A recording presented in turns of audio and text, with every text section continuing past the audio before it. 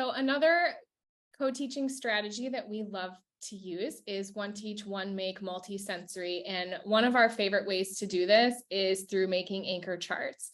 We love anchor charts because it serves as a tool for our students to refer back to.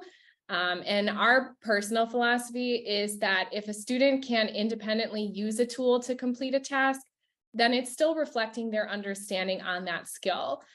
Even if they're using an anchor chart to kind of remind them of the steps of the division algorithm, for example, they still have to be able to execute it.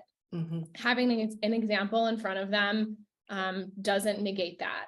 And so as you can see in these images, when one of us may be leading a lesson, the other is making an example on an anchor chart that we can then put on our wall for our students to refer back to.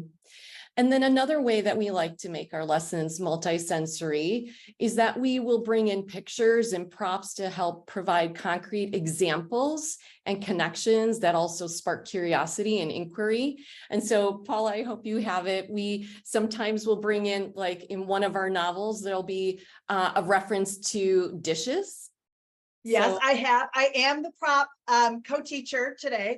So I might be holding up a couple of different examples.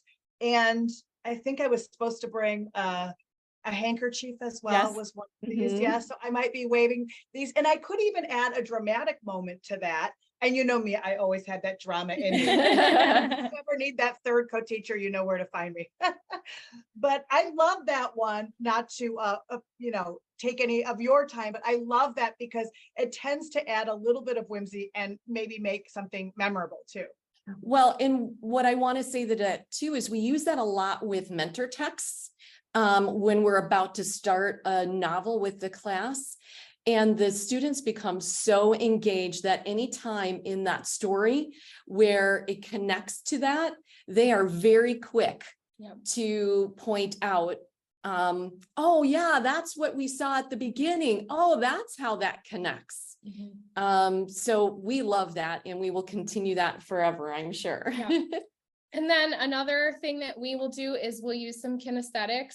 We have like a multiplication cheer when we teach 2x2 digit multiplication. We'll, teach the students to go up and over and over and up, or in our science classroom with those vocabulary terms. One example is we teach plants. So we'll do like tap roots versus fibrous roots.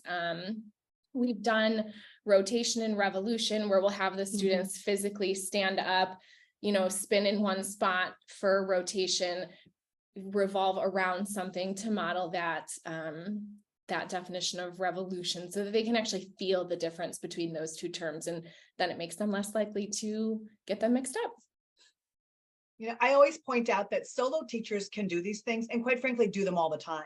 But what that extra partner not only reminds you to like bring the stuff, and if they didn't bring it, you brought the stuff, but also it adds sort of that bit of humor where your co-teacher is sort of rotating around and you're showing that you're having a good time with it. Maybe it gives kids more of that permission to go ahead and have some fun with it.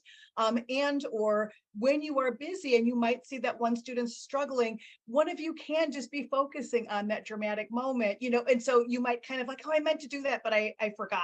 So I just love the co-teaching energy for this one.